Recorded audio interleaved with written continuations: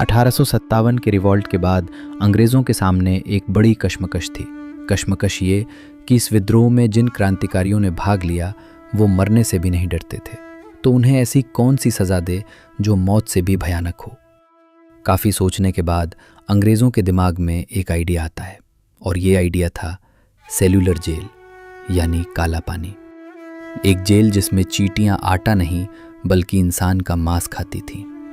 19वीं सदी में अंग्रेज़ इस जेल में कुल 80,000 कैदी लेकर गए, जिनमें से सिर्फ 30,000 ही वापस जिंदा लौट सके।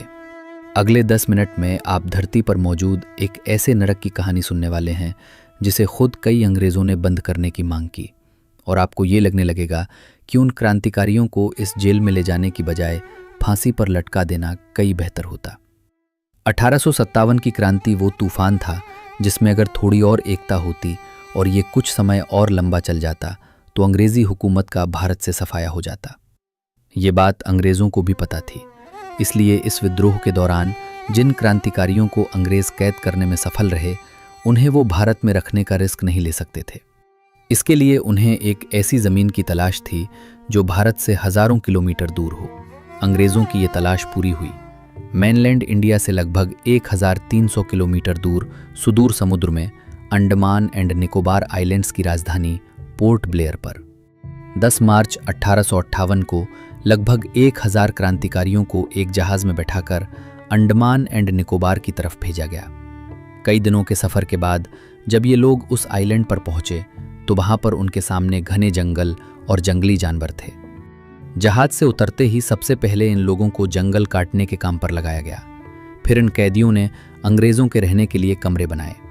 इस काम के दौरान कई बार इन कैदियों को सांप और बिच्छू काट लेते, जिसका इलाज सिर्फ मौत थी। वहां इन लोगों के सर पर छत तक नहीं थी।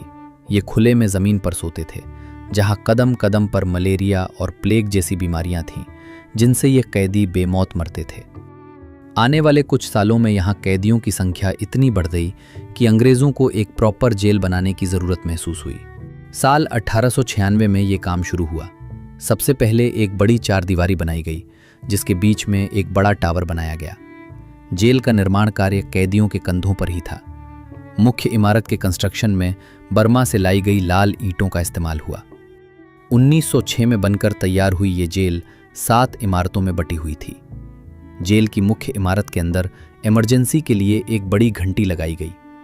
कैदी एक दूसरे के साथ संपर्क ना कर सके, इसलिए इन 7 इमारतों में तकरीबन 700 बैरक बनाए गए। कोठारियां इतनी छोटी थी कि एक इंसान ठीक से हाथ पैर भी नहीं फैल सकता था। वो कमरे नहीं, ईंटों से बने ताबूत थे। इस जेल को धरती पर बना हुआ नरक क्यों कहा जाता था, इसके पीछे वजह थी इसकी बनावट और यहाँ पर रहने वाले अंग्रेज अधिकारी जो जल्लाद थे। जेल में रहने वाले प्रत्येक कैदी को कोल्हू के बैल की तरह हर रोज नारियल का तेल निकालना पड़ता था, और जो कैदी ये काम नहीं कर पाता उसका शरीर कोड़ों से छिल दिया जाता।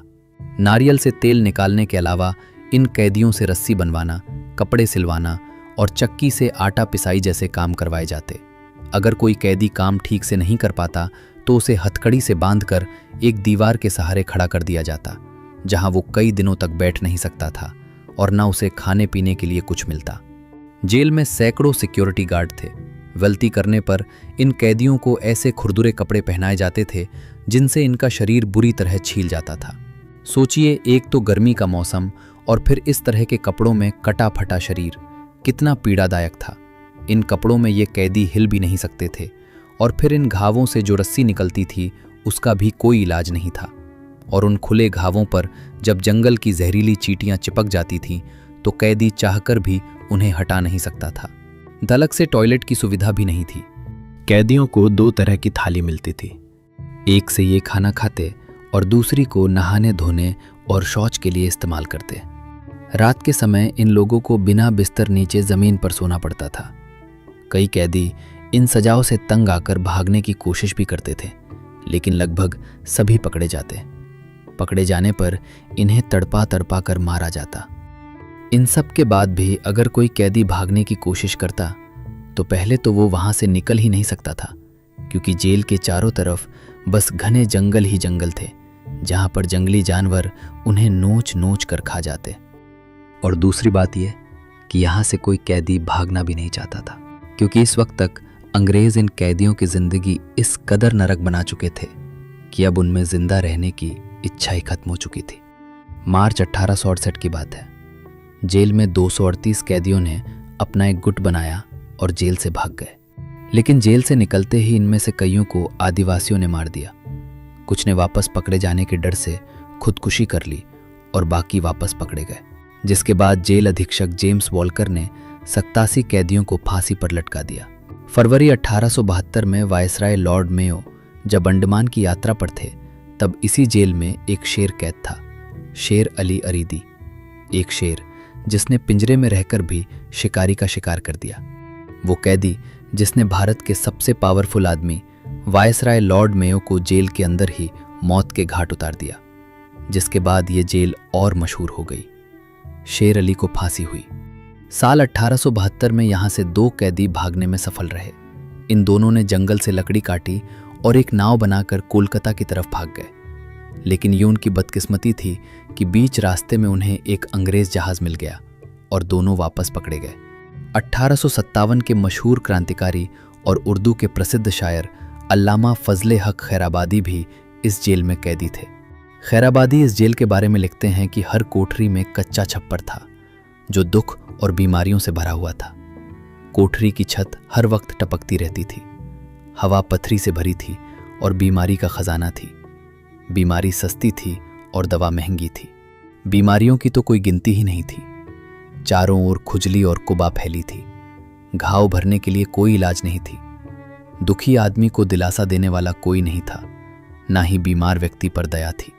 दुनिया की कोई भी मुसीबत यहाँ के दुखों की तुलना में कुछ नहीं थी। यहाँ साधारण बीमारी भी खतरनाक है। बुखार मौत का संदेश है और मस्तिष्क की सूजन का मतलब तो मौत है। यहाँ कई तरह की बीमारियां हैं जिनका किताबों में नाम तक नहीं है।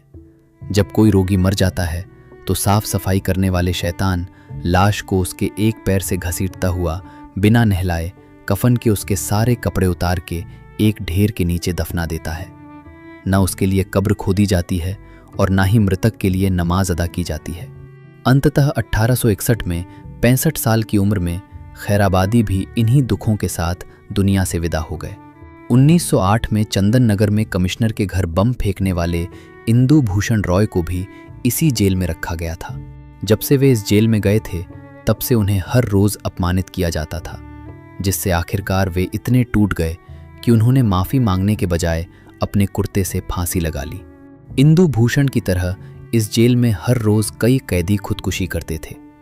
कई बार इन सब से परेशान होकर कैदियों ने भूख हड़ताल भी की, लेकिन अंग्रेज इतने जालिम थे कि वे जबरदस्ती इन कैदियों के मुंह पकड़कर उसमें एक नली के जरिए खाना डाल देते, और ये खाना तब तक डाला जाता जब तक कि कैदी मर न जाए, ताकि डर के मारे अगली बार कोई और कैदी भूख हड़ताल न कर सके।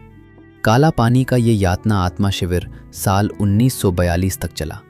फिर सेकेंड वर्ल्ड वॉर के दौरान 1942 में अंडमान और निकोबार द्वीप पर जापान का कब्जा हो जाता है, और फिर तो अंग्रेज़ों के खुद के पैर भारत से उखड़ने लगे। इसलिए 1945 में ये जेल हमेशा हमेशा के लिए बंद हो गई। अंग्रेज़ इस जेल में कुल 80,000 कैदी लेकर गए, जिनमें से 50,000 कभी वापस नहीं लौट पाए। वो 50,000 लोग सिर्फ आंकड़े नहीं थे, वो किसी के बेटे, किसी के पति थे। आज सेल्यूलर जेल की दीवारें खामोश ज़रूर हैं, लेकिन अगर आप ध्यान से सुन तो ईंटों से आज भी इनकलाब की गूंज सुनाई देती है।